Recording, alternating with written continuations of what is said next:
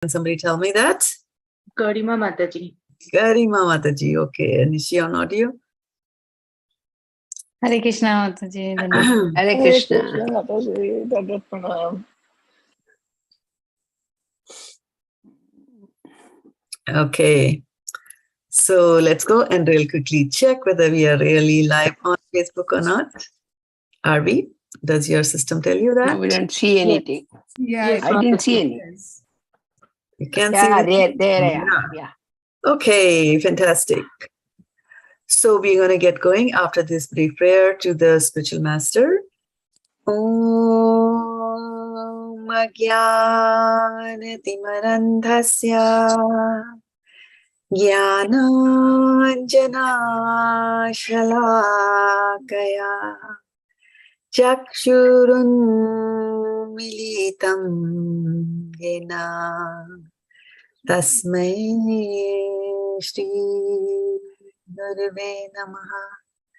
Shri Chaitanya Manobhishtam Sthapitam Yena Bhutale Swayam Rupa Kadamahyam Dadati Swapadantikam Vandeham Shri Guru Shri Yuta Padkamalam Shri Gurun Vaishnavamscha Shri Rupam Sagrajatam Sahaganang Raghunathanvitam Tam Sajivan Sadvaitam Savadhutam Parijana Sahitam Krishna Chaitanya Devam Shri Radha Krishna Padan Sahaganang Lalita Shri Vishakhanvitamscha He Krishna Karuna Sindhu Deenabandhu Jagatpate Gopesha Gopika Kanta Radha Kanta Namastute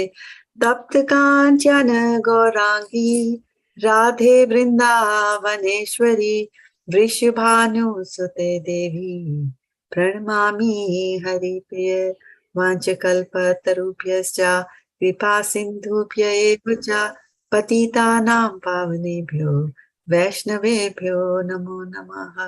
Jai Shri Krishna Chaitanya Prabhu Nityananda Shri Advaita Gadadhar Shivasadi Gaur Bhaktavinda.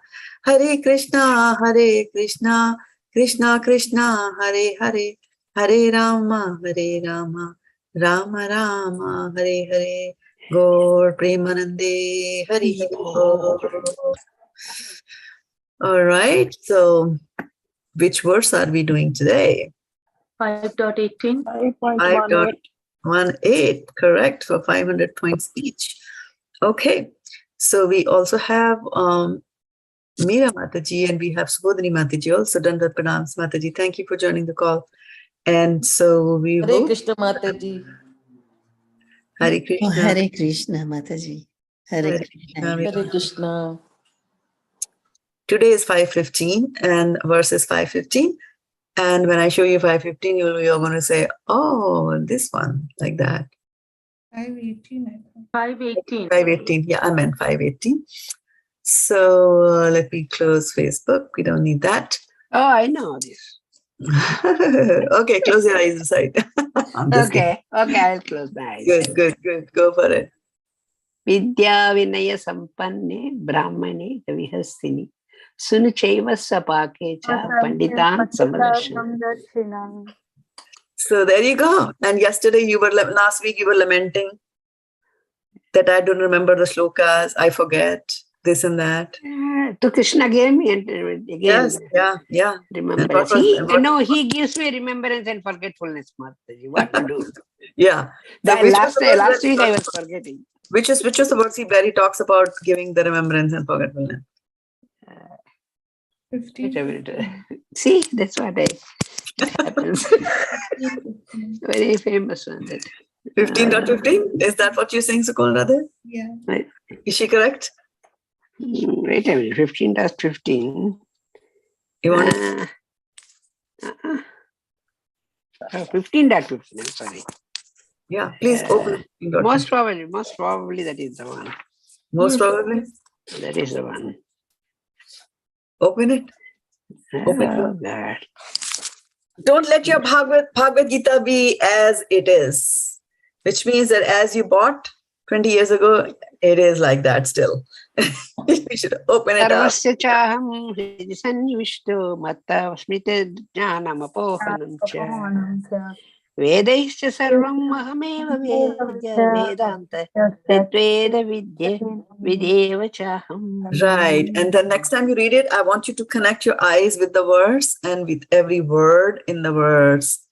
And then be familiar with the Sarvasya word. chaham hridhi sannivishto. Next time. Next time. Okay.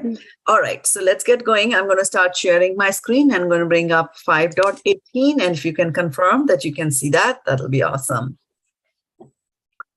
Yes, Yeah. Mataji. Mataji. Okay. Okay, Mataji. Vidya Vinaya Sampanne Brahmane Brahmane Kavihasti Shuni Chaiva Shvapake Cha Panditaha Samadarshinaha. Very, very, very, very famous and very, very important verse. Okay. And let's look at the synonyms here. Vidya means with education. Vidya means, yeah. Okay. And then Vinaya means with gentleness. Sampanne means fully equipped. Brahmane in the Brahmana. Gavi in the cow. Hastini in the elephant. Shuni in the dog. Cha and Eva certainly. Swapake in the dog eater. Cha respectively.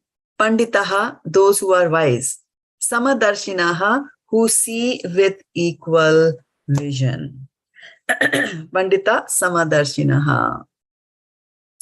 So let's look at the translation about Srila Prabhupada. Excuse me. Srila Prabhupada ki jai. The humble sages, by virtue of true knowledge, see with equal vision a learned and gentle Brahmana, a cow, an elephant, a dog, and a dog eater. So in the word by word, where is the word sage? So what is the word sage for Sanskrit? Sanskrit for sage.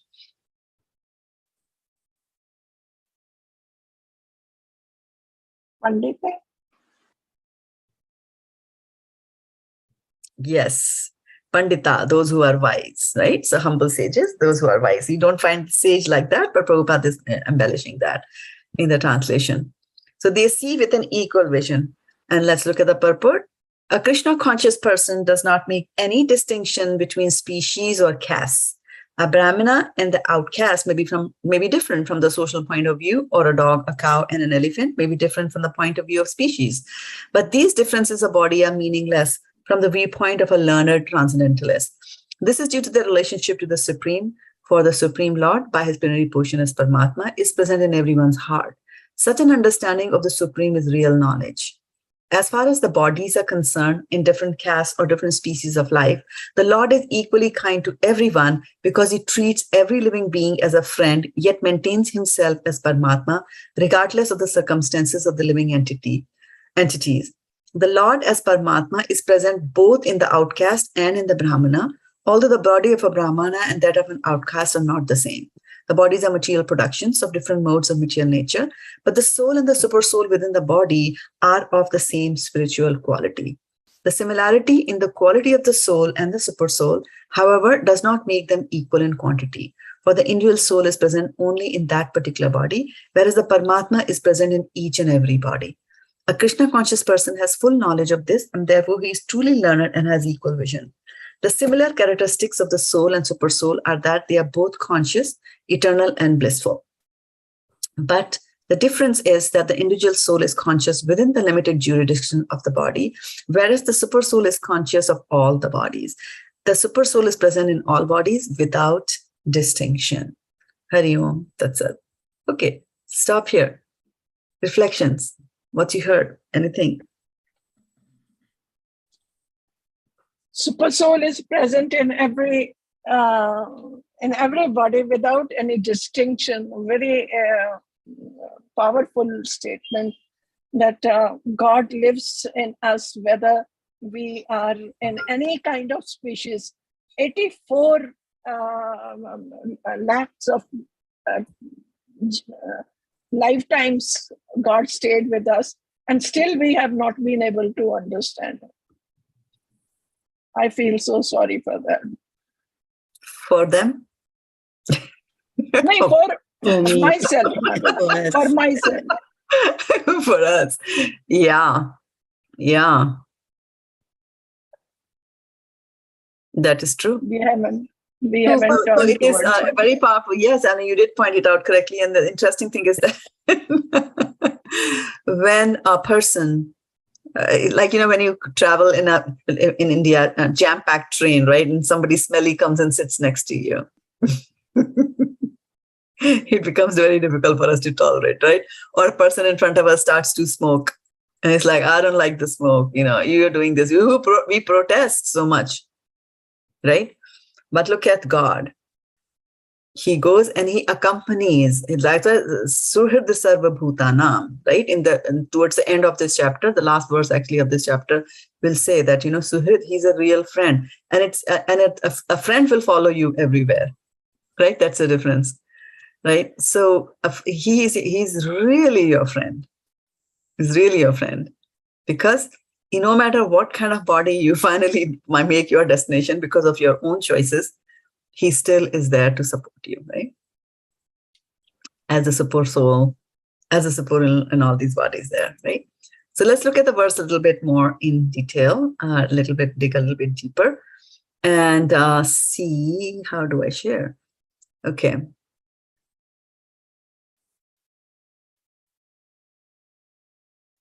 What is the meaning of Vinay, Garima?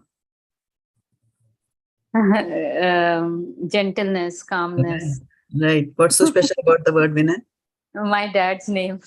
Your dad's name is Vinay, right? I Yeah, was so thinking gentle. that I will now remember this verse, and then Neha Bikram, that my nickname is Neha. Is it? So I was thinking, okay, wow, 2 names are there. Mine keeps on taking at some level, even hearing about this, but I went to Neha Bikram. Yeah, become a nasosti, 2.40. Yeah. Mṛtatvāya na vidyate. So Vinay and gentleness. So the reason I pointed it out, apart from the fact that it is our dear Garima Mataji's dad, who does a phenomenal job. I mean, God has placed him so nicely, based out of Bareilly in India.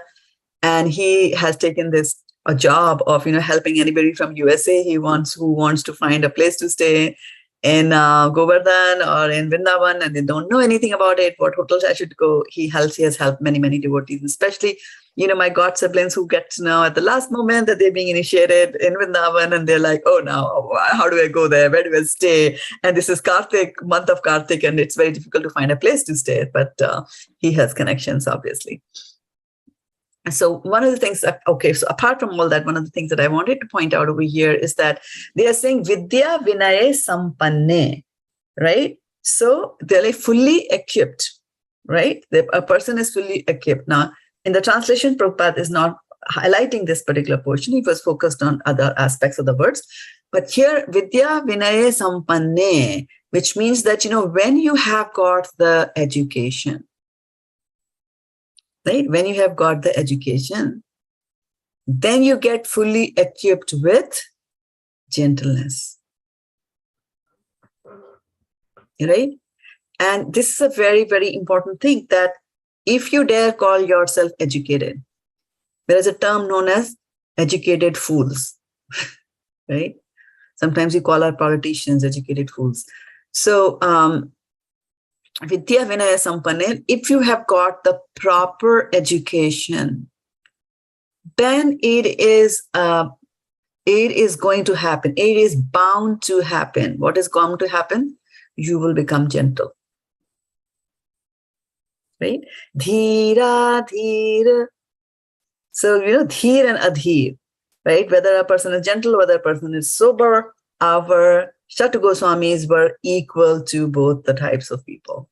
Why? Because they were definitely Vidya Vinaya Sampanne, right? Nana Shastra Vicharinaika Nipuna. So they were very good at vicharana. Basically, that means is that not just reading a book and from cover to cover and I'm done. I've read the Bhagavad-gita. Vichar, you read, And then after reading, it's very important that you think. And then after you think, then you act.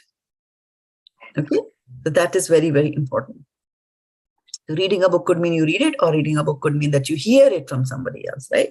So the important thing, and I was at a lecture by His Grace Mukundatta Prabhu recently, and he wrote a sentence which has really stuck me. He spoke a sentence which really stuck me.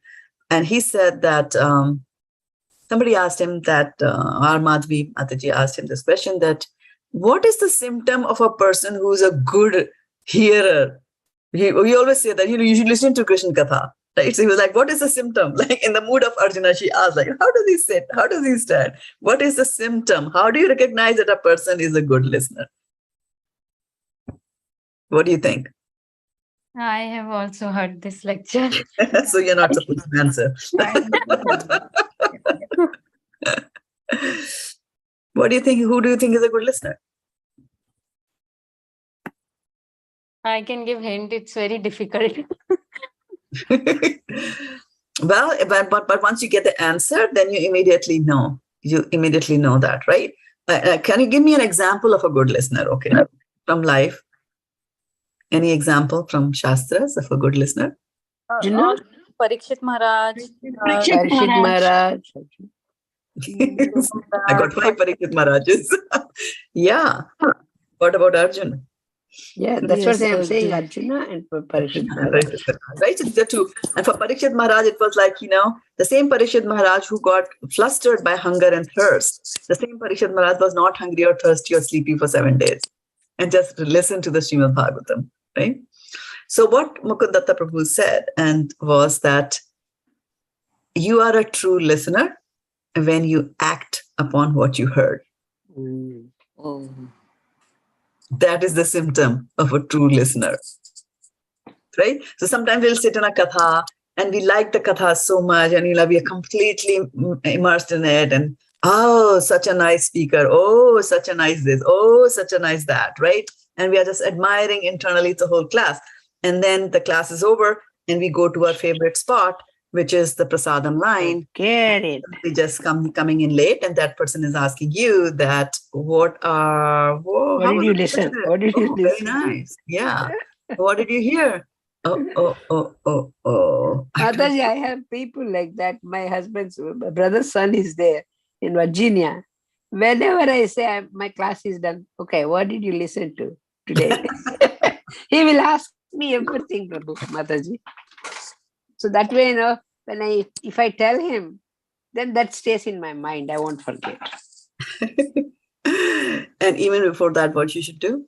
You should take notes, as Varshana Mataji is doing, right? Yeah, I do. I do Take notes. I do take notes Mataji, also. my hands shake so much. I can't write properly, Mataji. But yes, some points which I really... I do like, some I points, just- Mataji. I have a book. And everybody's class. I write Like a name, you- Shraddha like Mataji's just class now and you- Prabhu's class, like that. Right. There are Like so just many now, classes people do. think and We should like also that. go back and read it. Very important. The points every now and then, we should also go back and read it. Ah, Right? yes. Just from my memory. Okay. So here's the important thing is that Vidya Vinaya Sampanne Brahmane Gavi Hastini Shuni Chaiva Shapakicha Pandita Savadarshana. So let's go a little bit further. So one thing that we realize is that when you get the right education, the gentleness should be there. It's a given. You should become gentle when you do that, right? And then so Sampanne, fully equipped, Brahmane, Gavi, Hastini, Shuni, and Chaiva, that's fine. And Shwapake. Shwapake is the dog eater, the outcast, right? So we have our caste system, right? And the caste system puts a certain layers, and they put the Brahmana right at the top, and then we have Kshatriyas, we have Vaishyas, and then we have Shudras, right? And then people who don't even have a caste are called as outcasts. They're outside the caste system. They're lower than the lowest, right? Actually, in this Kali Yuga, everything is a complete messed up thing. Which caste out of caste? Right. For example, if you talk about Brahmanas, right? So Brahmanas are supposed to have certain qualities, patan, yatan, yad. Now, if you go and see what are the Brahmanas doing? Oh, well, they are employed. They're software engineers Who are software engineers? They are Shudras because they work and they get paid, right? That is a Shudra. So don't feel very proud of being a software engineer. We are all Shudras, actually. Prabhupada said we are all Shudras in Kali Yuga. Yeah. So there are no good Brahmanas. They don't know Sanskrit. They can't pronounce. They can't do yagyas. And even if they try to do the yagya, the material is not pure. So there's no purity in being a Brahmana, right? Similarly for the Kshatriyas, right? So today's Kshatriyas, right? A Kshatriya, a true Kshatriya is one who jumps into the battlefield and then he'll fight, right? Or if he'll administer like being a king or a manager or a CEO of a company, then that person will do his duty in consultation with the spiritual guru, right? None of that happens in these days, right? People have their own thing, and we always used to read about the fight between the king and the pope and things like that, right? Fighting for power. And so Kshatriyas, and then earlier in the olden times when there was a fight between the two armies, then the generals, the main persons of the one who lead the army would be standing up in the front, right in the front, like that, right? But nowadays, where are the leading leaders? Where are they in the army? They're not even on the battlefield, right? Somebody will be fighting in Vietnam, whereas the brain will be in America, sitting in an air-conditioned office and doing the strategy of the war, right? So they are bad, right? Then merchants, the mercantile class, right? Vaishya. So they are supposed to do cow protection and they are supposed to do agriculture, right? Now Vaishyas also become software engineers. Father had a business, they gave it up. Now I want to be a software engineer, like that, right? So Vaishya's also gone. Shudra. You might then say, okay, like I'm a good Shudra. At least you told me I'm a Shudra, but at least I'm a good Shudra, right? But what is the quality of a Shudra is? The Shudra is obedient. Right? Now, how obedient are we when the boss tells us something? Do we take it obediently? Do we? Now, you remember in the old 20, 30 decades ago, 2 or 3 decades ago, there used to be movies, and in the Hindi movies, in the Bollywood, there used to be a Ramu, right? A servant, the old-time servant, very faithful servant, and the girl is getting married, and the Ramu is the one who had taken care when the heroine was a small baby, and things like that was a Ramu. Where are the Ramus now? Are we a good Ramu? No.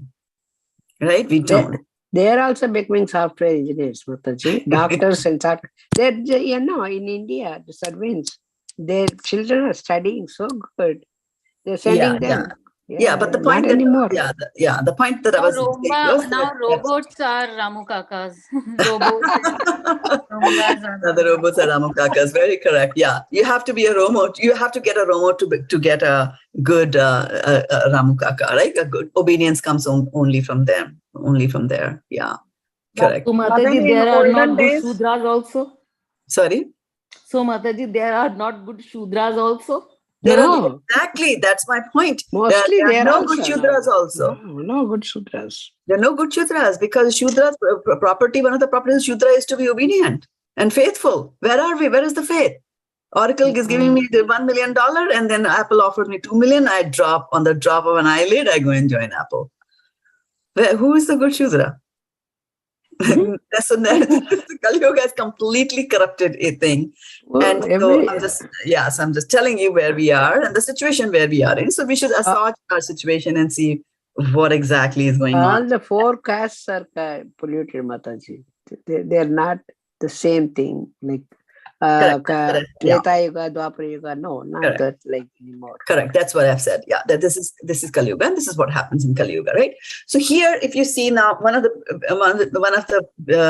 things about this is that although there are no rhymes etc. in this verse that you see, Vidya Vinaya Sampanne Brahmane Gavihastini Shuni Chaiva Shvapakecha Panditaha Samadarshinaha. So if you look at the last word of every word, it is not rhyming. Right? Yes. So, right? But still, when I'm singing it, there is a musical effect there in the right, and that is what when they are writing the Sanskrit, there are so many other things that they will look into it to make it musical. And I will always repeat there's meteor and whether it should be Shuni Cheva Shwapake, ya Shwapake Cheva Shuni. Swapake chaiva shunicha. No, it doesn't work. Shuni chaiva swapake cha. So they put certain words in a certain way, one after the other, so that you get the rhythm of the verse, right? And look at the beauty of Krishna, that he's taking care of all the meters and rhythms, etc., right in the middle of a battlefield, right? If you were to ask and say, okay, now come on, can you write the offering to your spiritual master? Like, oh yeah, people were disturbed. I'm going to write at 11 o'clock and everybody's fast asleep. I want to write a poetry like that. So that's what we do. But look at Krishna, how he does it, right? So in this process, as you can see, he's talking about Brahmana, right? It's a human being, right? And then he's talking about Gavi. What is Gavi? Cow. Cow, right? So then he talks about, from Brahmana, he jumps to a cow. And then from cow, he goes to Hastin. So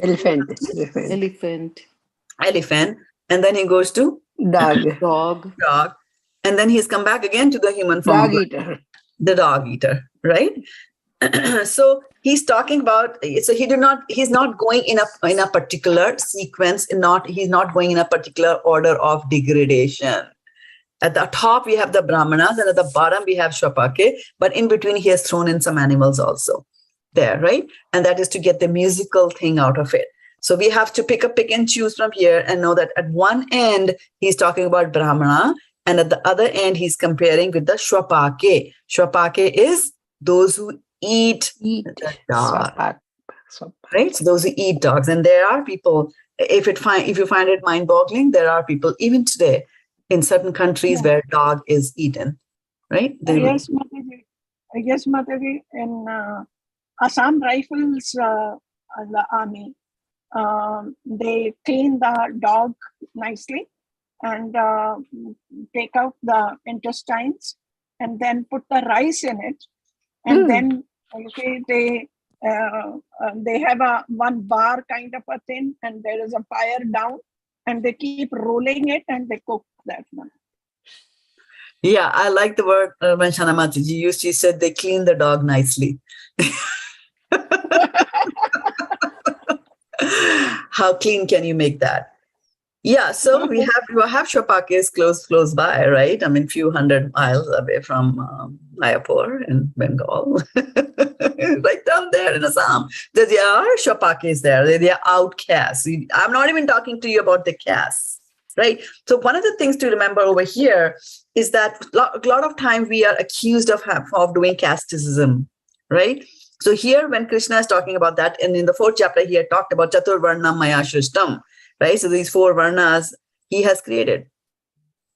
And so these are not because when we're talking about a Brahmana or we're talking about a dog eater, we're not talking about people who are born in the family of a Brahmana or born in the family of a dog eater. We are talking about a person with the consciousness of a Brahmana. He could be born in any family.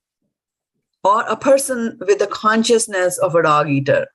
Means that, you could be a Brahmin, but you could just, be in Assam Rifles and you could, be eating dog like that, you see? They are Assamese, Mataji. Yeah. So dog is eaten there, right? I mean, in the east, or if you go further east of Assam, there also, dog is eaten in other countries. And if you look at the other extreme on the west, like if you tell an American to eat a dog, they will be horrified at the thought because they love the dog so much, right? Sometimes too much, right? So anyway, so I just wanted to point it out that he's talked about Brahmana, and we are comparing that with the Gavi, with the Shwapake, outcast. And again, remember, we're not talking about caste here. He's not talking about caste. He is talking about the consciousness that you have, right? Sometimes people give, when they are using bad words against somebody, there's a kutta hai tu, right? What does it mean? He's a man. How can he be a dog? Because he has the consciousness of a dog. Okay, like that. So we're talking about consciousness here. And in the middle, he has got Brahmane, Gavi, Hastini, Shuni. Those are in the order. Cows and elephants and Shuni, dog, they are definitely in the descending order that he has listed there, right? And to those who are Vaisama Darshana, who see with equal vision, right? So they are people who are going to see both of them with an equal vision. Now, why do you think Krishna is telling him this verse to Arjuna?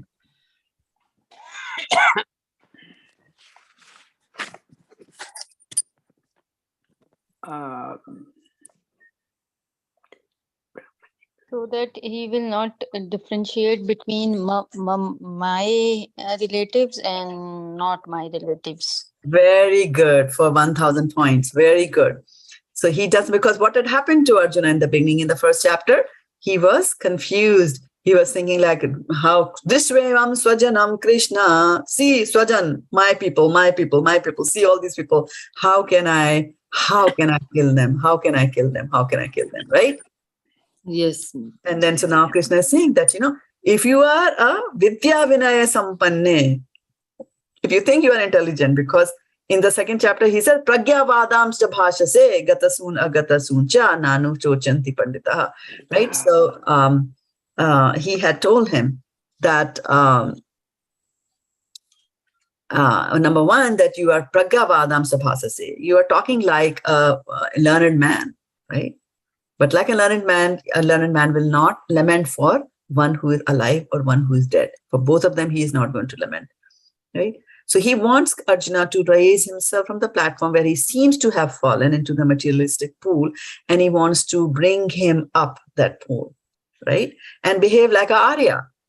And Arjuna got scolded in the second chapter of Bhagavad-gita, where Krishna said, Anare jushtam asvargayam akirti karam Arjuna. 3 things wrong. Right? Anarya, you're behaving not like an Aryan. Akirti karam, So you are doing actions that are not going to bring you glory. Right? Asvargamaya, that you're doing things that will not take you to the heavenly planets. You're a Kshatriya. You should die on the battlefield, right? And he had also told him earlier, he tells him later in the Bhagavad-gita, and that's a very nice verse, one of my favorites. And Prabhupada used to quote this verse a lot from second chapter of Bhagavad-gita. And so, and specifically the last line, Prabhupada was very, very found to be quoting this a lot. Any guesses while I bring this up? The soul one? Najayate mriyate va kadachit nayam bhutva. Najayate va kadachin nayam bhutva bhavitah ajo nityaha shashvato prano nahanyate hanyamane sharire. So the last line, right? Nahanyate hanyamane sharire. He's telling, for the soul, there is neither birth nor death at any time. He has not come into being, does not come into being, and will not come into being. He is unborn, eternal, ever existing, and primeval. He is not slain when the body is slain. Right? It's a very, very strong and a powerful word, because he's egging him to go and fight the war and not chicken out and sit at the back of the rath and say, I cannot fight. Right? So he has been telling him this, and in this verse again he's saying that vidya vinaya sampanne brahmane gavi hastini shuni chaiva chapake cha pandita samadarshina. So if you are a real pandit, then you will look at all of them with the same equal vision, right? And then in the beginning of the class we were talking about that there are so many species of life, right? And you are going to look at all of them in the similar manner. Now those of you have got the Bhagavad-gita book with you, right? There are some pictures inside the Bhagavad-gita. And there is a picture corresponding to this verse, right? And so they show, a dog, there's a cow there, and a human being is sitting there, right? And so what is it, something very typical about that picture? Does anybody remember the picture? Anybody has the book with them? You said elephant and dog. Everyone, the soul is same. Yeah. The soul is moving from... He is there in Paramatma, in everybody. What? Say that again, Mataji. She's so that Mataji, you said first. What did you ask, Shraddha Mataji? I was asking you that what is when you see that little picture there, what is there very glaring in that picture? I see Paramatma. Paramatma, yeah. Bhagavan. Right, yeah. So the interesting thing that Srila Prabhupada calls that out in this particular chapter is that you see the equality. So there are many things that come out of this verse actually, right? So That's true. it is kind of like, I'm just trying to look at a word and see that, how do I understand that? It's Same meaning. Same meaning. Again, I'll take it to Bollywood movies. Some a man and woman are there and they have got some kids, 4 sons, and then floods come and they are all separated, right?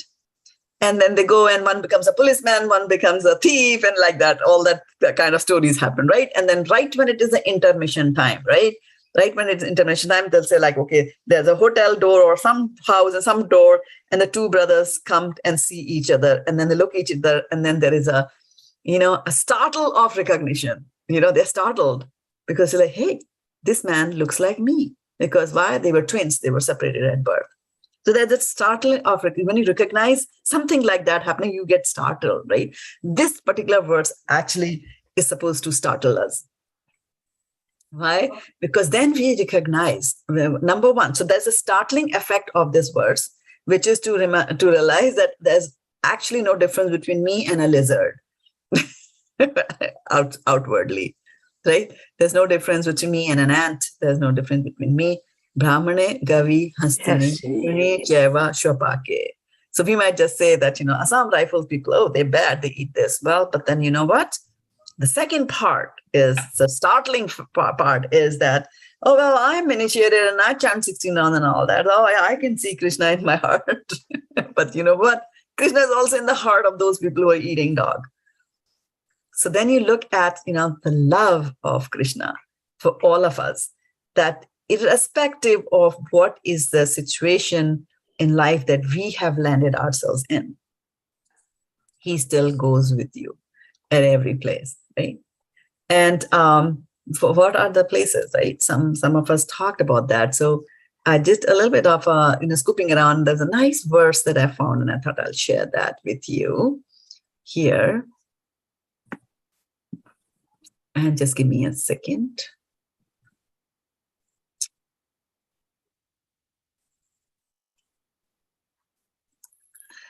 Okay, so let me share my screen here.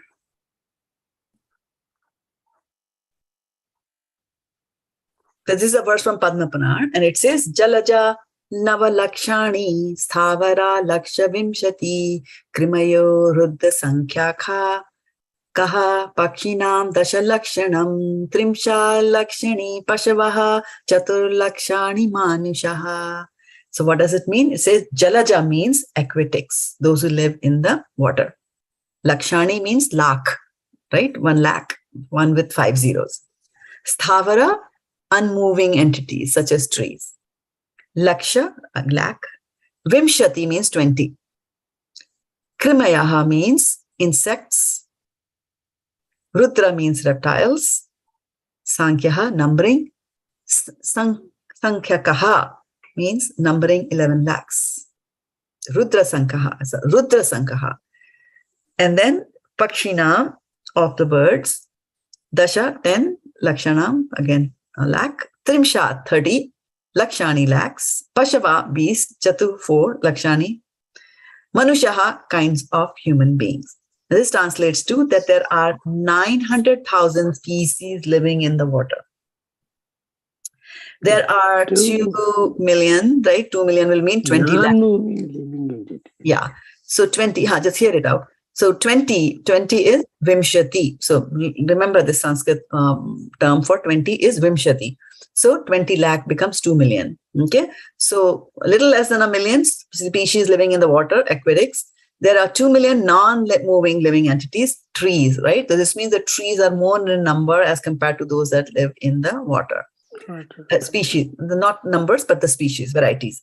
There are 1,100,000, which means 11 lakh species of insects and reptiles. And 1 million species of birds. As far as quadrupes are concerned, quadrupes will be those who have got 4 legs, right? So there are 3 million varieties, which is 30 lakhs, right? They use the word, trimshat, or 30. And there are 400,000 human species of life, right? So human species. Yeah. So then this will include Kinnars and Gandharvas and all those, right? So 400,000 human species. Now, and we had talked about in the beginning, Vidya Vinaya Sampanne. So I was saying that Vidya, you get gentleness, Vidya, but you have to get the right Vidya. So, and after you get the right Vidya, then Vinaya will follow, right? Like that. So, so here, if you look at, if you look at what the scientists tell us, right? And they never tell us the truth. And so what the scientists tell us is that we have not counted, but we think there are about 10,000 different species in the water. Yeah. So if you did not count it, how did you come with the number 10,000? It's like pure speculation. But our Shastras, they will give you the numbers. Clearly, they are giving you the numbers, right? This is the right Vidya. This is the right Vidya, right? And then, of course, you read the Bhagavad-gita, and Arjuna, Krishna is saying, Arjun, Hirdadeshe Arjun Tishtati. So he's saying, Hirdadesh means in the area of your heart. I live there. Clearly, he has said that, right? So it's only when you get knowledge, not only this knowledge, suppose science even gets to this level and is able to accurately calculate 900,000 species living in the water, 30 of quadrupeds, 30 lakhs quadrupeds, so on and so forth. Suppose they even count all that, right? But still that knowledge is not complete, because even after getting that knowledge, you will not get Vinay. Gentleness is not going to come to you. Gentleness is only going to come to you when you go to the next level of understanding and realize that the super soul is also there, right? So now the interesting thing is that we see so many species of life, and there are so many species of life that we come across in our day-to-day lives, right? And there's some species of life that we meet in the kitchen. What species of life? Insects. Insects. Insects is one, yes. What are the species of life? Ants, cockroaches. Mm-hmm. Okay, so let's look at this. Jalajaha, aquatics. Do you have any aquatics in your kitchen? Those who live in the water? Live in the water, yeah. We don't know. We don't know the water, whatever it comes. Yeah, so there could be aquatics in the kitchen, right? Lavalaksani Savara, non-moving entities such as trees, right? Do you have anything to do with trees in your kitchen? Yeah, plants and everything put in the house. Right? So we have got those, right? Do you have insects? Krimeyaha. So small insects come. Right? Not small, sometimes big cockroach also come. Right? Okay. Reptiles, do you have reptiles in your kitchen? No. Can you have reptiles in your kitchen? Lizard? No, Lizards, yeah. Lizards can be there, right? Yeah, they are the reptile species, right? In America, there's no lizards. Pakshinam of the birds.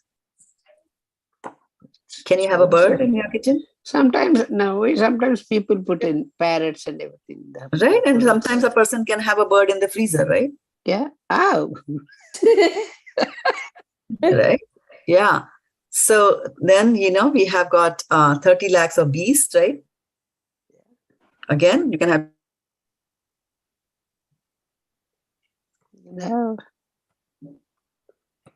Manish kinds of human, 100, 1 lakh.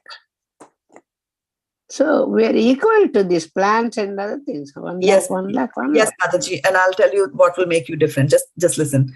So can you hear me? My internet is saying it's unstable. No, it's good. We couldn't for a couple of seconds. Now we can. Now you can? Okay, because it came and told me that it was unstable. Okay. So here, so what I was saying was that in the kitchen we find these kind of things, and then normally it is like, oh, the ants have come, let me take a broom and then, sweep away all the ants. And this, as you progress in devotional service, right? So we heard about that, there is an ant, there's a soul in everybody's body. So then that is fine. There's a soul in everybody's body. Then we get a little bit hesitant about killing animals, right? We will not kill them, right? But then as you grow in devotional service, as you grow in your devotional service, and you develop a relationship with Krishna, and as your relationship with Krishna, gets stronger and stronger and stronger, right? then when you read this word, Vidya Vinaya Sampane, Brahmane Gavi Hastini, and look at the picture that ISKCON has made for you, then you will realize that, oh, the Lord that I love so much, the Lord that I'm wanting to go and meet one day, that Lord is also a resident in the body of an insect, of a lizard, of a parrot, of an ant, of a cockroach, and things like that, right? So you will think twice before mindlessly killing the animals. Yes. Mindlessly killing them. And I always pick up make- on a paper and then throw it outside. yeah. So that is what our attempt should always be, right? And one of the reasons that people get cockroaches in their home is they don't keep the home clean, right? Yes, So the problem is sometimes not really with cockroaches, but sometimes you cannot avoid it because you could be living in an apartment complex. There are common pipes and somebody below you is dirty. So, the cockroaches come from there, right? Like that. But our attempt should always be for... Is there a question? No, from the pipes only, Mataji, they come. Yeah. So, so then we have to be careful of that, and then not kill them. Now, here's the interesting thing, that sometimes people might just go about killing a mosquito and killing an ant and say like, oh yeah, I know, actually this is a soul. Actually, this is a soul in a body. I know, I've read the Bhagavad-gita. It is all written very, very clearly that it's just the soul. All of it outside is just a material covering. And we talked about what is death? Death is just like, taking off the clothes. So all that I did was I took off the clothes of the ant, right? That's all I did when I killed the ant, right? So... But Mataji, here they do pest control from outside of the building. So what does that mean? That is also what does that mean? That is that you are killing. Yes. You are killing. Control. And the interest, pest control is you are killing. Yeah. Pesticides, you're killing them in a horrible way. Right? So there are other ways of also shooing away the pests, right? I mean, like in the villages, etc., they use cow dung and the smoke comes and that drives away some of the things. But what I'm trying to emphasize over here is that sometimes people think that this was a soul which was in a body of a lower species of life. All that I did was that I liberated the person, right? And this is acting on semi-baked knowledge, right? Acting on semi-baked knowledge, right? Na hanyate hanyamane sharire. We just talked about that, right? Oh, it's a soul. The soul didn't die. I actually liberated the soul from the body of an ant, right? But that's not how it happens in real life, right? What you're doing is that you are just taking half-baked information. For example, sarv dharman parityajya mamekam sharanam vraja, right? If I just take the first part of this, where it says sarv dharman parityajya, what does it mean? Abandon all varieties of religions and live a happy life. That's what I'm doing. See, Bhagavad-gita said, sarv dharman parityajya mamekam sharanam vraja. That's what I'm doing, right? So that's not how it is, but you have to read things and see things in the totality. So before we declare that we are doing actually a good act by killing, we have to go deeper and to see what exactly happens, right?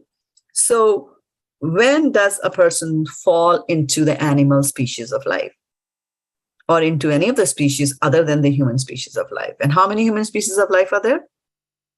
8,400,000.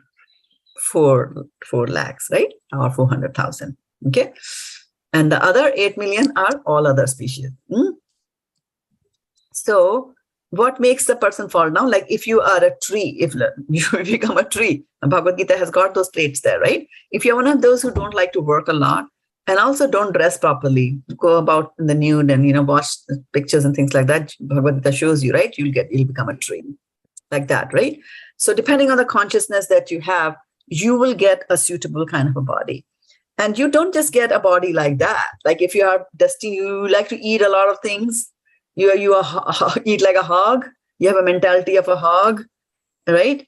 Then after that, you will be taken into some kind of a hellish planet where you will be trained how to eat stool. And then you'll get into the body of a hog and then you will eat stool like that, right?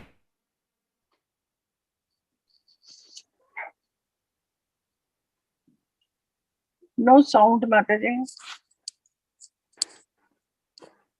Hare Krishna. No No voice. sound. No voice. No.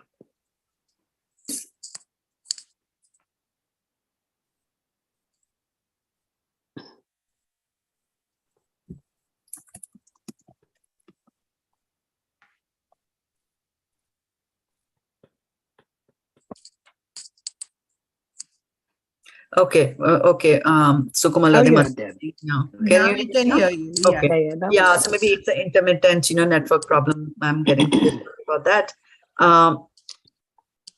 So what I was saying was that when a person falls into the animal species of life, and the beautiful verse that Garima Mataji was referring to in the beginning, Neha Bikamona Sosi Mṛtatvāya Vidyate Sualpam Apit Jagata Trayato Bhayato Maha, that even if you do a little bit of devotional service, then you are freed from the greatest fear of life. And the greatest fear of life is not fear of death. It is actually, we all have that fear, but that's fine. But that should not be the real fear of a life. The real fear of a human being should be that in my next life, I should not fall into the animal species of life, because I cannot do devotional service. So when you fall into the animal species of life, because of the certain tendencies that I had, right, and certain karmic reactions that, I'm supposed to undergo. So you are given the body of a cow or a pig or an ant or whatever. Now, when we go and when we kill them, right, when we go and we kill them, we are actually interfering. We are interfering with the plan of Mother Nature. Mother Nature had a certain plan. He said, okay, this one likes to eat too much. Let him eat in the body of a pig. But then what do? We drag the pig to the slaughterhouse.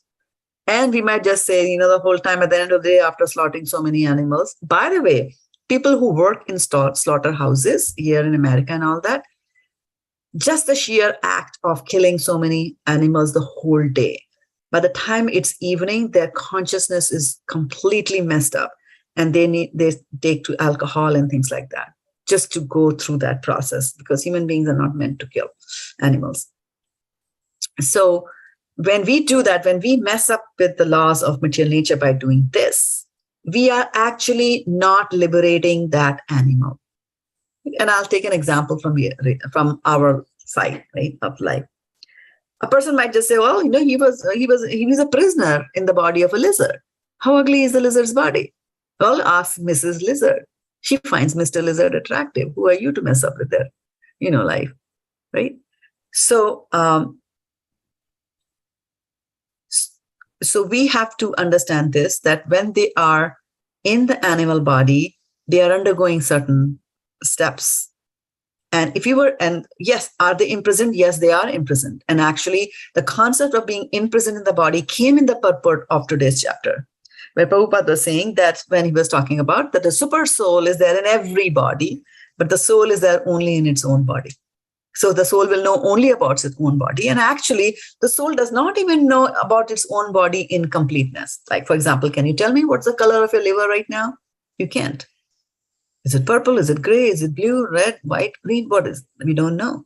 There's only very little that we know about the body. But Krishna knows everything about our body as well as the bodies of others as well. Okay? But we are definitely imprisoned in this body. At our own will, we cannot step out of the body. Like, the body is paining a lot. I cannot say that I'm going to go out and I'm going to, be there. So when we go there, to our, when we get inside a particular body, we are imprisoned, right? And so now, if we were to contrast that with what happens to the in this real life, right? Prison, right? So let's take some convict who has been put into the prison. Okay, the convict has been put into the prison, and so there is authority there, and there's a reason they have been put into the prison, right? They have to undergo something there. There's a plan. The government has a plan for the prisoner. 14 years inside the jail, solitary confinement, whatever, is the sentence given to them. Now you go and you help and you release the person from the prisoner from the jail. Now what's going to happen? The jail authorities have to work twice as hard to find him. And after they find him, after they find the prisoner who was sentenced to die, Just because you released him doesn't mean that they will allow him to stay free. What are they going to do? Punish him. Again, right? So they're going to go punish again. Same thing happens with the animals also. So when you kill animals, it doesn't mean that you are actually liberating them. You have actually messed it up for them. They went into the womb of a pig, and now they have to go into the womb of the pig again to complete whatever was supposed to be completed, like that, right? But we can say that, if for example, if I'm killing something, a pig, okay, the pig goes to again pig's body, but that instinct I get, where from I'm getting, why I'm getting, The to instinct kill the pig, to kill the pig. Yeah, the consciousness is formed over many lifetimes. Many lifetimes I've got that consciousness. I like killing. Association of killers, eating certain types of food will bring in and enhance that kind of consciousness where we want to kill others. Right? Otherwise, what happens? God won't interfere in that. Sorry? God never interferes. God will not interfere. He has already given the rules. He has a charter. He has a preamble. He has set the constitution. Now you live in the law, according to the law of the land. And if you don't live according to the law of land, then you are in serious trouble, right? So for the animals, etc., there is nothing that, they are in the life of an animal. They are just, they had certain tendencies. And because of the tendencies, they are undergoing that animal life to fulfill whatever type of desires that they had. That's it. Animals also do not get karmic reactions. If a cat kills a mouse, the cat doesn't get any karmic reactions. But if you kill a cat, you will get a karmic reaction. If you kill a rat, you get a karmic reaction. Like that, right? So they don't have karmic reaction. Actually, when I was explaining to you the Bhumandala in the universe where we have got, right? So where we live, this is the place where there are karmic reactions. There are other places also which are known as Bhauma Swarg, heavenly planets on this planet itself.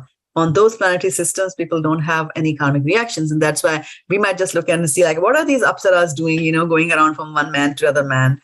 They're going to get karmic reactions. They don't. Because heavenly planets are meant for enjoyment. The rules there are different. There's no karmic reactions. Karmic reactions are here where we are. Right? And so we shouldn't feel bad about it, because it's through the karmic reactions that we get for our wrongful deeds is the purification happens. That consciousness that was formed to want to kill or want to enjoy too much or whatever. Like, for example, if I like, say, corn on the cob, bhutta, right? And I like it so much that I sit and eat 20 corn on the cob. What's going to happen to me? Tummy ache. Right? So tummy ache is a karmic reaction. So karmic reactions can come in various forms. This is a karmic reaction. You can get it instantly, or sometimes you can get it. You have to wait for many births to get that karmic reaction for whatever you did. Like Dhritarashtra, right? He had to wait for many births until he was born again blind. So these are karmic reactions so they are not there for people in certain parts of the universe, and as well as they are not there for the animals. So we don't mess with those. It's for us while we are here. For human beings is when we have these reactions that come to us. So one of the things that, is there a question there? Yes, Mataji. Okay, One go question. ahead. Sorry. My question is that when we water plants, we clean house, so unknowingly some insects and some jivas killed. So we get karmic reaction of that also? Yes. It's very good point. And that's why Prahlad Maharaj said, Padam Padam Yat Vipadam Natesham. At every step, there is a danger. And practically speaking, when you take a step, I don't know how many we have killed. There can be ants below it, right? Yes. So there is a karmic, that's what we're saying, that human beings get a karmic reaction to whatever they do. And a very interesting thing and something to note and be very aware of is that the story of Dhruva Maharaj, right? And I've brought this point many times before. You joined us here, Mataji, that Dhruva Maharaj had a stepmother, Suruchi. Yes. And so Suruchi behaved badly with Dhruva, who was a 5-year-old boy.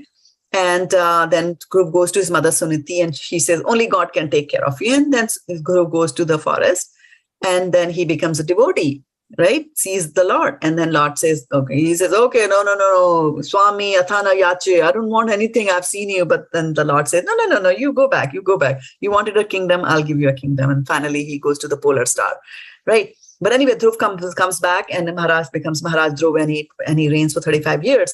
And during that time, his stepbrother Uttam, is killed by a yaksha. And when the stepmother Suruchi hears about that, she becomes mad, and she goes into a forest, and she dies in the forest fire. So she has a very gory death.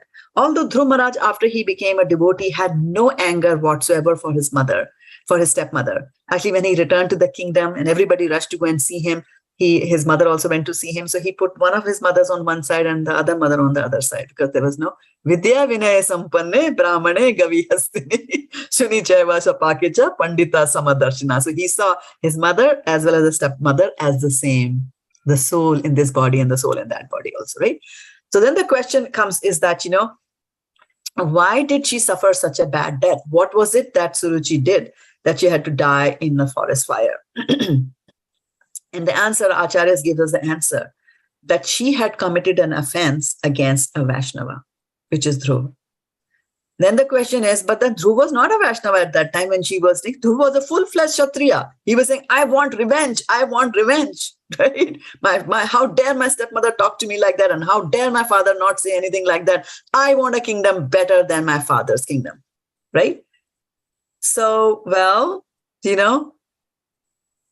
Vaishnava Aparadh could also be done for a Vaishnava in the future. Somebody who's going to become a Vaishnava in the future. If you make any offenses against that person, then we are going to suffer. And you can see how much she suffered, because Dhruva was a very, very pure Vaishnava, became a very pure Vaishnava, right? When it goes back to Godhead like that. So then the question is that, oh my God, what am I supposed to do? Because even if I breathe, so many millions of bacteria going through my system. How do I do? I'm talking, I might be swallowing insects like that, right? So then, what is the solution for that? Hare Krishna, Mount. Karmani nirdahati kintu cha bhakti bhajam govindamadi puruṣam. So athasa Indra Gopendra, like so there is a Gopa, there is a Indra Gopa, called Indra Gopa, and an insect called Indra, the king of the planets, and there is an insect called Indra Gopa. So all the way from Indra Gopa, yes, so Indra, right from Indra, I'm forgetting the verse, it's from Brahma Samhita, right from the insect called Indra Gopa all the way up to Indra, the king of heavens, everybody suffers from karmic reaction. So the same question that you asked, that, I'm planting my trees, and what's going to happen if I water them, right? And so, but karmani nirdahati kintu ja bhakti alam, only bhakti to Krishna, to Govindam, to Krishna, only that is going to burn all your karmic reaction. And it's very, very important to focus on the word burn, because once you burn something, it's gone. Like suppose there was a piece of paper in which all our karmic reactions were written. Like I'm pretty sure my karmic reaction paper would be like miles and miles and miles and miles long, right? Because the millions of births I've taken. It's a long roster. So I say, okay, fine, let me take a pair of scissors and let me cut it to small pieces, right? Now, it might be difficult for a small child to put those pieces back together, but I can write a computer program and they'll put all of them back together. So cutting something is not going to, completely finish it off. But if I burn that piece of paper, nobody is going to be able to create the paper back again from the ashes, right? Unless he's a mystic yogi or something like that. So that is what we want to do with our karmic reactions. We want to burn that historical record that we have, because of which we are suffering in this life. And also we're going to suffer in the future lives also, because in a particular life, we only suffer a small set of the karmic reactions that we have. And the only way to demolish that track record is to go and get pardon from Krishna by doing bhakti to Krishna. Like that. Does that answer your question, Subodhini Mataji? Yes, Mataji, thank you. Yeah, you're welcome. Sutava Bhakti Mataji, always. Yes. Every day have to do bhakti. Yes. However, that doesn't mean that just because we are bhaktas, we will say that, okay, I'm chanting my rounds and then I can kill. No. So Krishna is bhavagrahi Janardhan. He's sitting there in the heart. We read that in today's words. He's sitting in the heart. He knows what all we are thinking. He knows what was our mentality at that time. He knows, right? And accordingly, he will pardon or he will not pardon. Sutapa Mataji. Hare Krishna Mataji, only human being, they will get the karmic reactions. Yes, What, yes. the animals, because they are also killing each other. They don't get any karmic reactions. Actually, when you look at the animal, when a cat is eating a rat, they are already exhausting their karmic reaction. The rat must have killed the cat in the previous birth. You see? Now they have become a suitable body. There's again one picture in the Bhagavad-gita that shows that, right? A man with a bull's head, cow's head, and a cow with a man's head, and the man is killing the cow. Yes, Mataji. Right? It says that, this birth you're killing the cow, but in the next birth you're going to get a suitable body that the cow is going to kill you. So there are no karmic reactions for animals. Karmic reactions are only for those who work with their brains. Animals work according to their instinct. They don't use their intellect. We are human beings. We have got a higher intellect. We work on a higher plane. Mataji, I have another question. Like just few minutes ago, you told that pesticides. But if like we experienced when we moved to this house, it was kind of old house. So within a year, we got like so many ants. There are like multiple trails, and they were coming inside the house. Means each and every room we had like severe attack from the ants, and we had to call the pesticides. So Mataji, we had nothing to do, means we were helpless. Otherwise, these are like wooden house, and means the houses are made with woods over here. So you cannot like just let it be inside the home, right? Means each room we were having the problem. So what will be the reaction, Mataji? See, that is why because we do not know what is happening. See, there are so many factors, and that's why we say karmana gahana. It's very difficult to understand the intricacies of karmic reactions, right? And my answers could also be very extreme. And there are people who are extreme. For example, I remember once a devotee came to our house and we were seeing him off. And so we were standing outside. He was supposed to pull his car out of the parking lot. And he wouldn't pull the car out. He said, there are so many ants. So he spent some time there. He brushed all the ants away and then he drove his car back, So people can go to those extremes that, okay, the ants here, I will leave this home. Maybe wooden houses give me, I won't live in a house like that, But sometimes it is not possible to do that, right? And also you also have got to think about self-preservation. And that's also another thing we need to take in mind is that when you look at everything with the equal vision, it doesn't mean that you have to, treat everything equally. If a lion is coming in front of you, you don't go and hug the lion, right? If a mad elephant is coming at you, you don't go and hug the elephant and say, oh, I see Krishna inside you. I'm not going to do that like that, right? So given our time and place and our circumstance, our approach should always be, how can I avoid it? Right? For example, the moment there's a spider in the house, the lady of the house will shriek like, kill it, kill it, kill it. Right? It's not going to eat you. Have some patience, sweep this cockroach away and throw it somewhere outside. Right? Let it finish its own sentence. It's already sentenced to live in the body of a cockroach. Try to do that, right? But if there is an ant attack and things like that, then you have to think about preserving a body. But then the question is, you should have that understanding that why do you want to preserve the body? And that's a question to the class. Why should we preserve this body? So we can do devotional service. Devotional service. Right? Very important. Correct. That should be the foremost reason why we should do that. Now I'm going to bring up a verse from Srimad Bhagavatam to help you. It's in the 11th canto. All right, let's see here.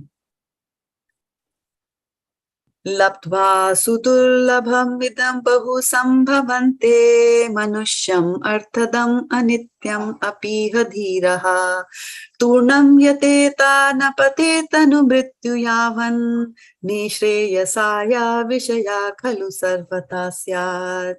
After many, many births and deaths, one achieves the rare human form of life, which, although temporary, affords one the opportunity to attain the highest perfection. Thus, a sober human being should quickly endeavor for the ultimate perfection of life, as long as his body, which is always subject to death, has not fallen down and died. After all, sense gratification is available even in the most abominable species of life, whereas Krishna consciousness is possible only for a human being. So that will be the reason we want to preserve our body. 11.9.29. Verse number 11.9.29, right? So going again to this whole thing about the karmic, vidya vinaya sampane brahmane gavi hastani. So well, we are seeing people with equal eyes. Okay, so now here's I'm equal to a human being, right? I'll take care of the species who are lower than I, but what about the human beings? What about the human beings? Because the only place where you can kill, right? Where you can kill is in the human. You can kill a human being, which is a very drastic statement. I know, like I will be put into jail for preaching such a thing on internet, right? But the idea behind this is that a person might say, so that's fine. I'm going to take a gun and I'm going to shoot people, right? And my explanation for that is that maybe in my previous birth, they had shot at me. So now in this birth, I have killed them, right? But one thing to remember is that karma and karmic reactions are a chain reaction. It's a chain. What does that mean? When kids are fighting, one will punch the elder brother will punch the younger brother will punch him back, the elder brother will punch again, he'll punching back. This is karmic reaction going on. So if somebody killed you in the previous life, you kill him this life, then he'll kill you again. This goes on like that in human species of life, right? So rather than trying to go that route and say, I'm meeting justice and I'm the Lord, by the way, we don't even know our previous life. How can we even come up with a explanation like that for our wrong behavior, right? Even if you know that such person had killed me in my previous life, even if I know, right? People know, sometimes they know their previous birth and they know this person killed me. Even if you know this person killed you in a previous life, this life is an opportunity for you to forgive. Just the fact that somebody killed you in the previous life, it's not affecting your current life in any way, right? This is an opportunity for you to forgive and then stop that chain of karmic reactions. So you have to be afraid of the chain. And that is why we always say, Sudabha Mataji asked me this question many times, and that is that when people are rude to me, what should I do? And I always tell her, Titikshava karunika, suhit sarva dehinam. Ajat sattva shanta sadhuva sadhu bhushanam. That titikshava, learn to tolerate. Because if you don't tolerate, you're going to give it back. And so the moment you give it back, somebody is rude to you and you're also rude, what has happened is now you have engaged yourself in that karmic reaction. Now it'll go on back and forth for you. But by just ignoring that, you have come out of that situation. And that's it. I have nothing to do with it. That person has to handle it themselves. Leave it to Krishna. Krishna is going to handle all that. But I don't have to. Sorry, Mataji. But Mataji, sometimes the person who hurt you, it comes in your mind. Sometimes, not always, but it comes. What to do with that? Pray for them. You have to let good. We let it go. Yeah, good question.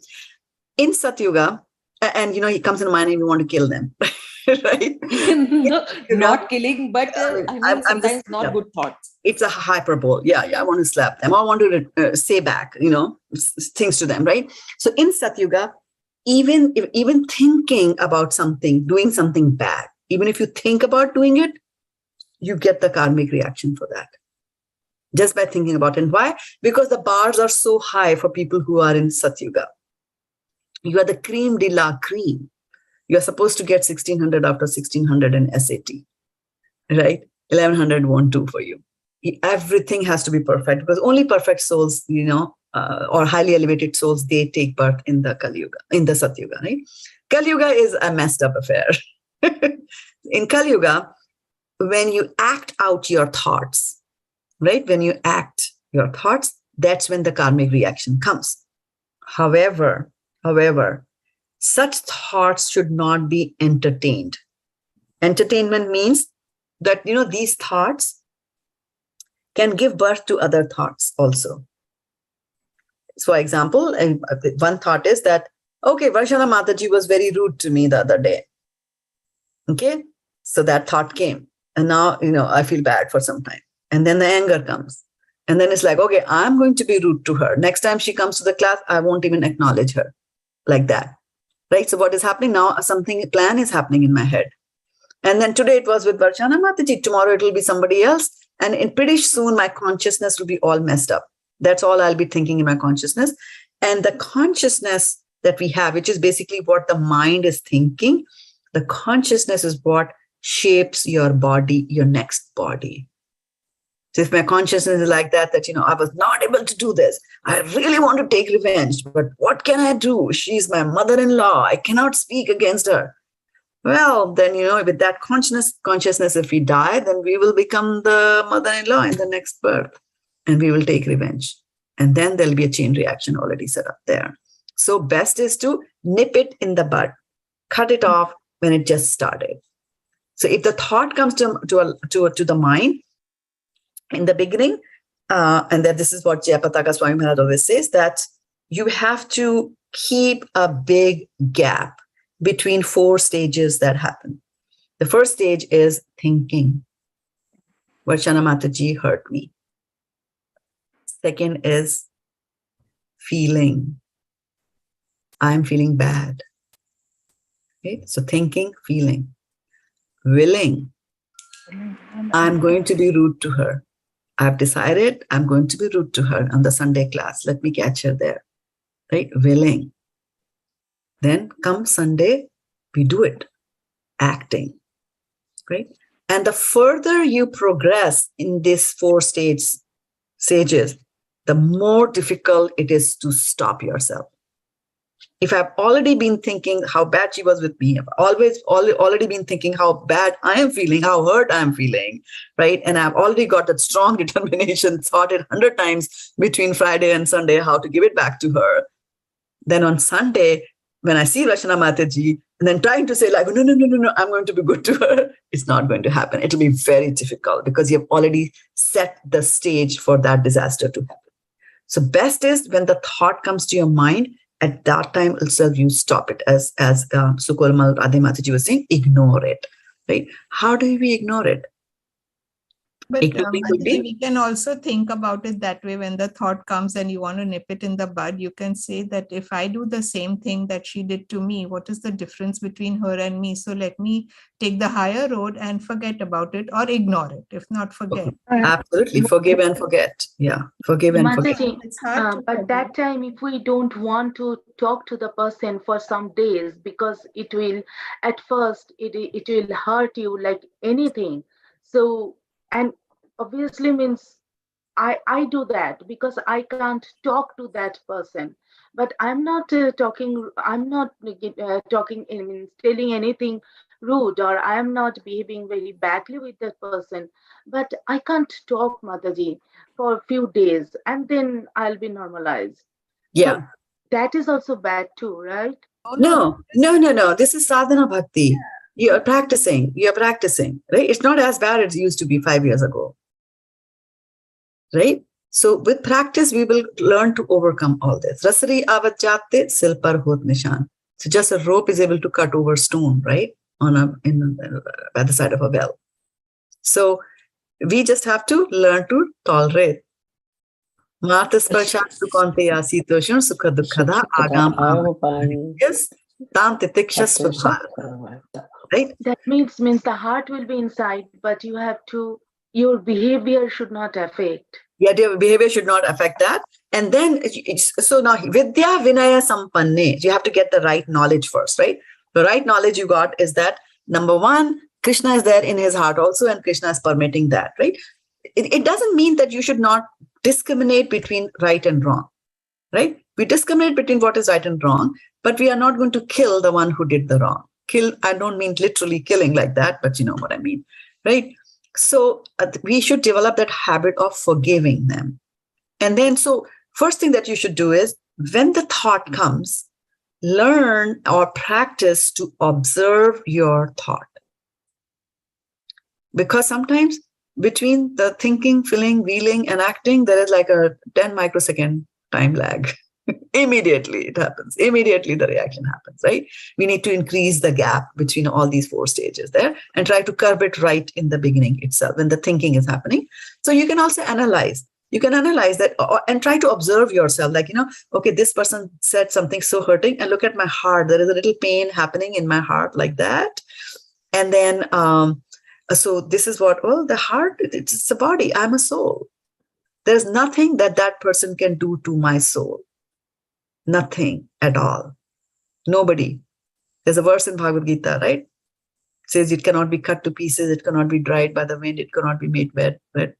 Nobody can hurt you, the soul, like that, with anything at all. It is our choice. So between stimulus and the response,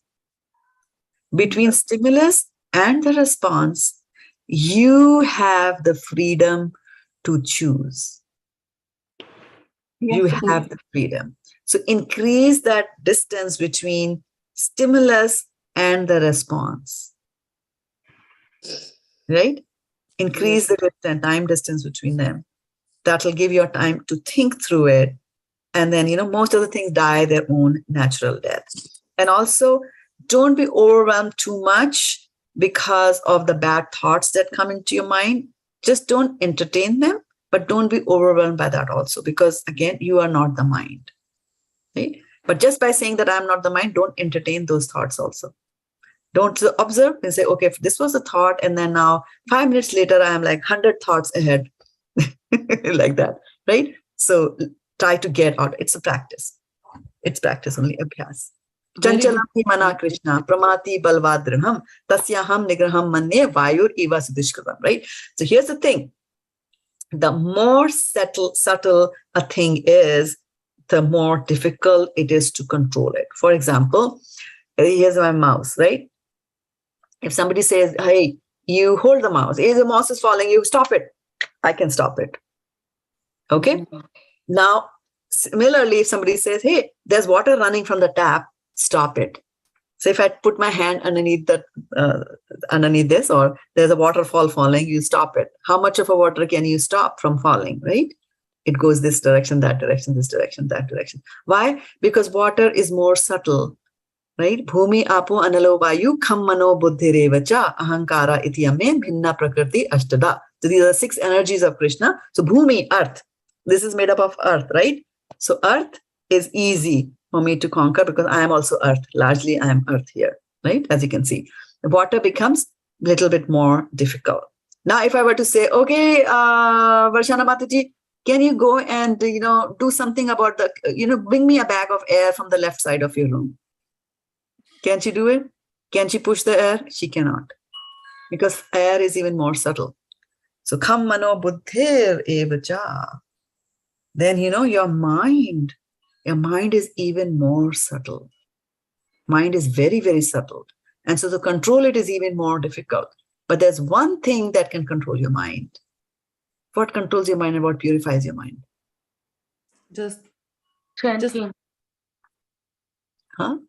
think about the lotus feet of Krishna and chanting. There you go. Think about the lotus feet of the Lord, chant the holy names of the Lord. Hare nameva kevalam kalau nastyeva gatyata. So that is why now you will, as you read through all this and as you get the vidya, as you get the right knowledge about what a horrible situation I am in. Number one, I'm inside this body, which I had apparently I had no decision, but of course it was my deeds that I got this body, and it now starting to ache here, there, everywhere. And then, now on top of that, you're telling me that you're stepping over insects and now you're going to get the punishment for doing that. It's a very bad situation for me. Right? But the beauty of Kali Yuga is that just by chanting the holy names of the Lord, you can go back to Godhead and not be involved in any of these things at all, like that. Was there another hand, or I was mistaken? come. Okay.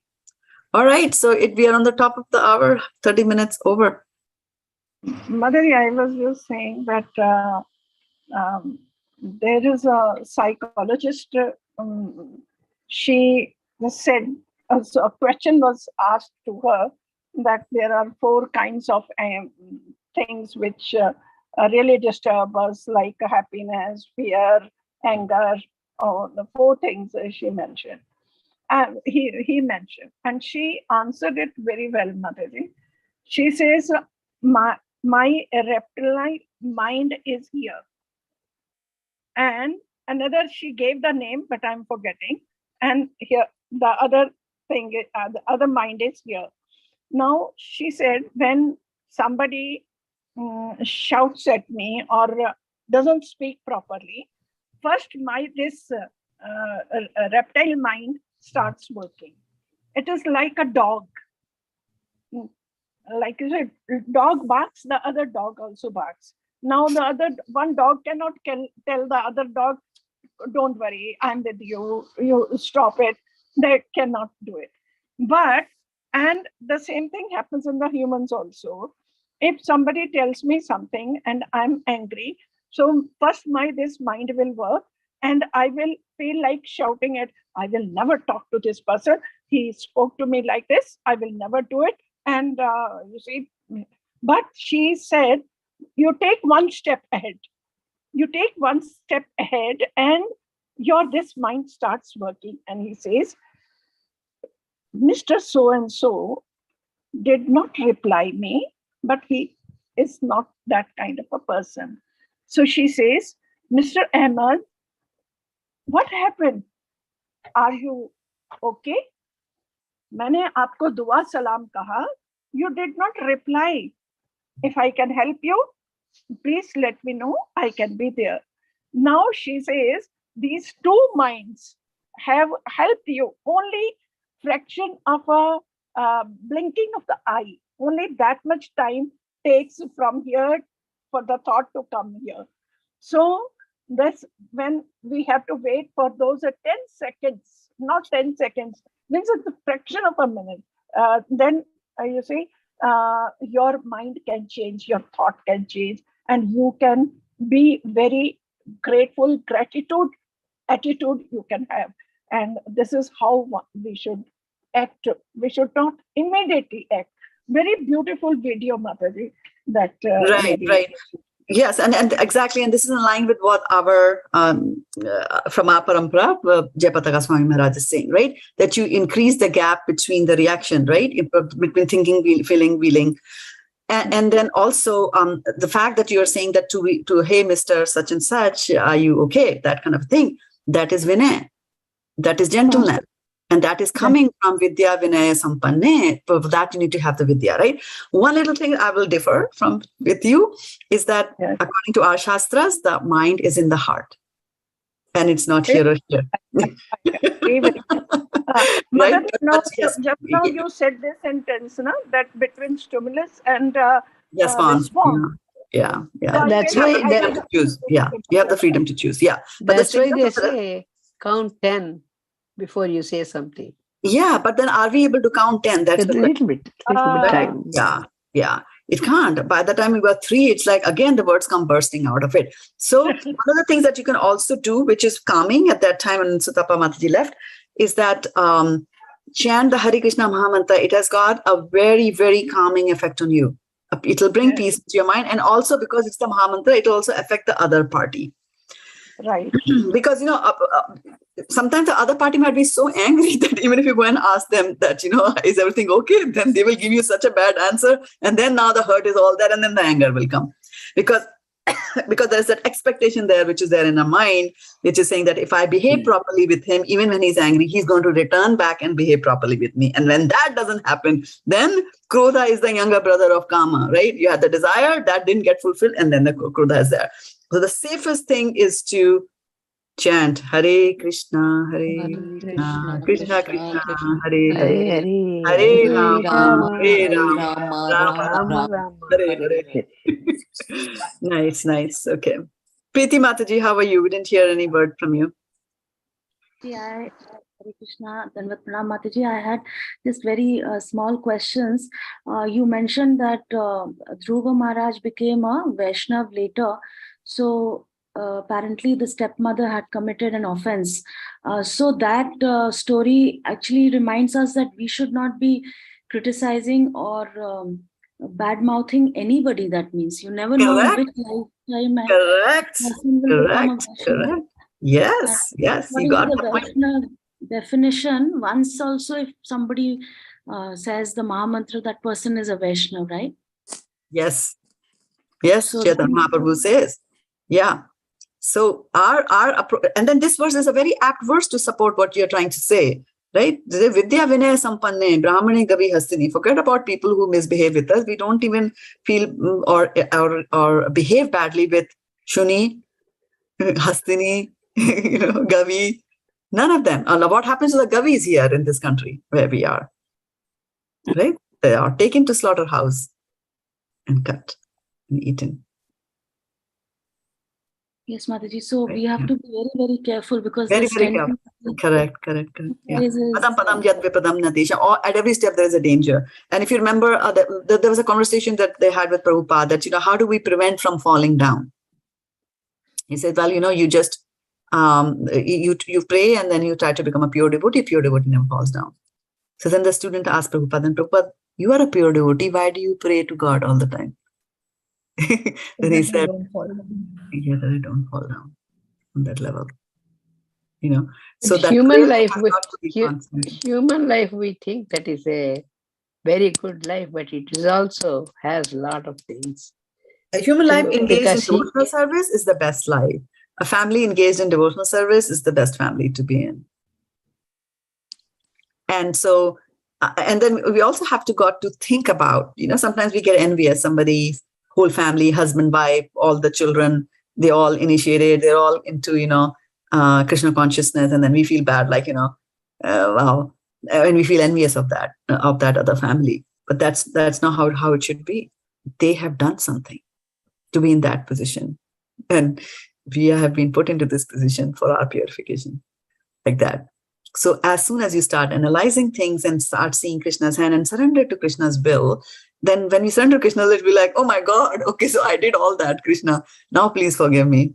Now please get me out of this rut. And if you pray sincerely, really sincerely, really hard, that anybody you'll be able to make anybody into a devotee. But Mataji, sometimes, we just discuss another person or a Vaishnava with our husband, let's say, because we want some clarity to his behavior, So is that also considered criticism? We are not going on and on with that for days, but we just want to discuss a situation which occurred. Yeah, dadati pratigranati guhyam akhyati prischiti bhunkte bhajate jaiva shadvida priti lakshanam, right? So there are 6 items that build a good relationship between devotees. And one of the guhyam akhyati prischiti means that you have to inquire in confidence. So sometimes you are confused, right? You are confused about somebody's behavior. Why did that Mataji not respond to my namaste? Or why is that Mataji in the temple behaving with me like that, right? Why is that Mataji not coming into my home? And then you have to reach out to somebody. In such cases, guhyam akhyati prichiti, because you're talking about a Vaishnava, which is a very dicey situation, right? In a negative manner. So you would typically try to go to a higher authority, unless your husband is a higher authority, which is fine. To reach out for a wife, to reach out to the husband, if the husband is at a higher level of devotional service, to reach out and ask for things. And then between husband and wife, because the relationship is intimate, there is a danger of that getting into on and on and on and on. But a good spiritually advanced husband will actually dissuade the wife from prolonging the conversation unnecessarily long. After he has given the advice, he will just say, go. No, stop, or might scold and do whatever, like that. But it's okay. When you are in doubt, you have to Thank you, have to clear your doubts. Yeah. Okay. And there was another doubt. You said Indra, and then you mentioned another thing. Indragopa. Indragopa Priti is that little red velvety insect that comes in India on the green grass during the rainy season. So we used to play with that during when we were kids in school. Yeah, so no, the question was, Mataji, that this all these heavenly people who stay in the heavenly planets, they don't get any karmic reaction. This is what you said. So, Yeah. but the next shloka that you said about Indra, Gopa and Indra, that both get the karmic reaction, right? Yes, they will get karmic reactions when they do certain activities like that. Yeah, like in the in Bhagavatam, Indra kind of killed. Oh, yes. Yes. So he yes. got the karmic reaction. Yeah. So yeah. But the rules are different. The rules are different. The kind of karmic reaction that you will get for doing certain things here is very different from the karmic reactions that Indra will get for doing things. And Indra does all kinds of nonsense. And then look what? Vishnu comes in and prevents him, preserves him. And actually the 6th chapter is about Poshanam.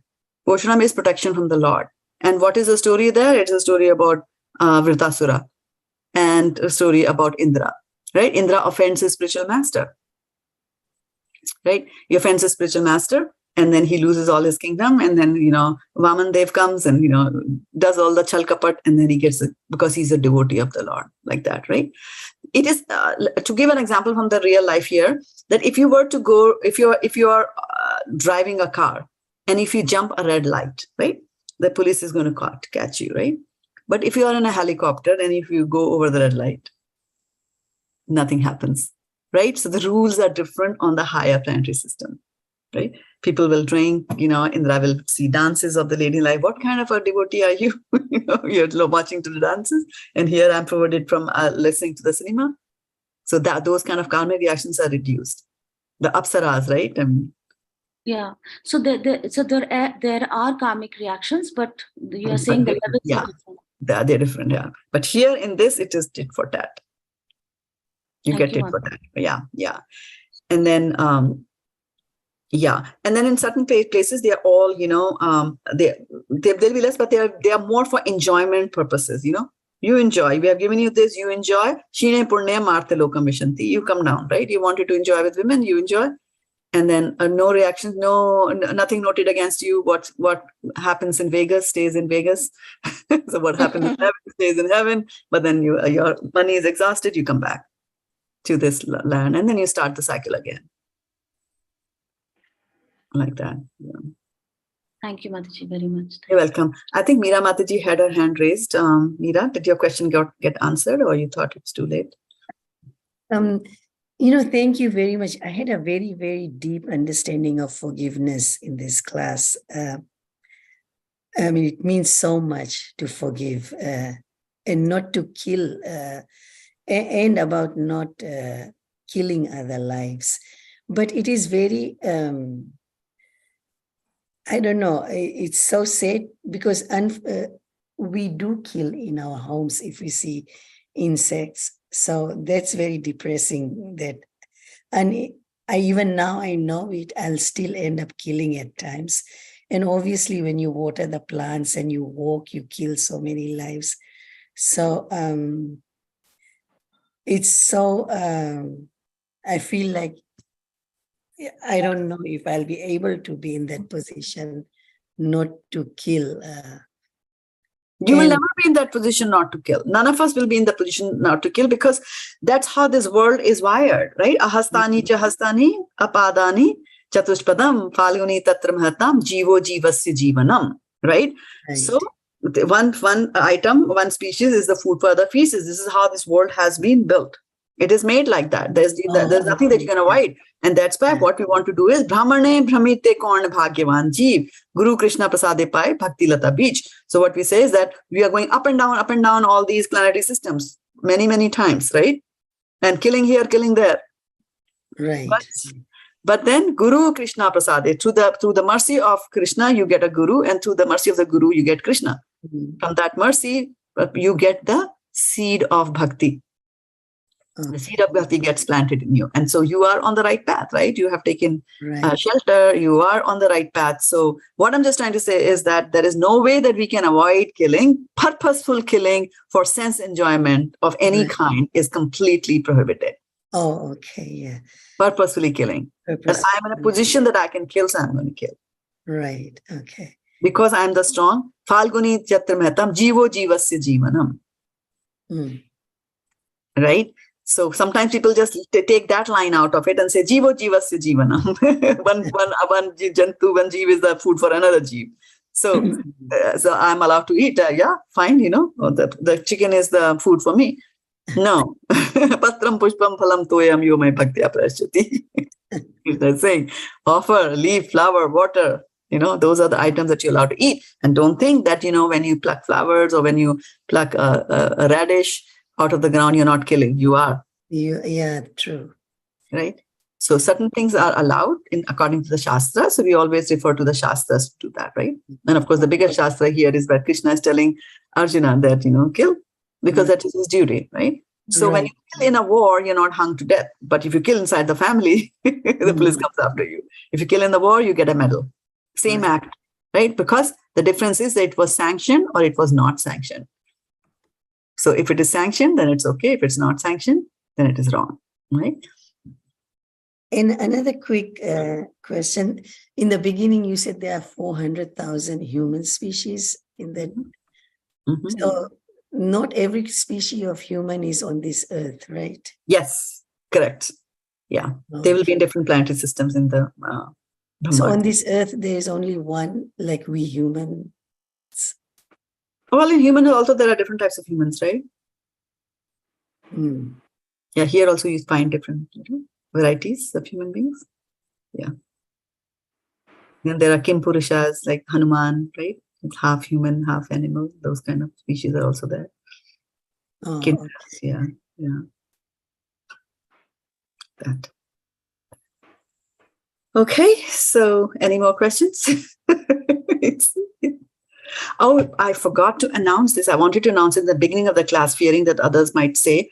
Next Friday, and I wanted to get an opinion, maybe I'll write it down there. But anyway, for those of you who are here, I have an engagement on Friday that I won't be able to teach this class. So I wanted to check with you whether we can have the class same time instead on the Saturday, which would be Sunday morning for you, Varshana Mataji and Preeti Mataji. Does that work? I'm okay, Mataji. You're okay? Okay. All right. So I'll just announce it on the chat, and then Varshana Mataji, could you remind me on the Sunday class also? Although we don't have many common people, but Sutapa will be there at least on Sunday, or she's actually going, so she might not be there next Friday. I'll see. Yeah, I'll write it down on the WhatsApp group also. Okay. Okay. All right. So then we'll call it a day here. Thank you so much for your participation and for fantastic questions that you asked.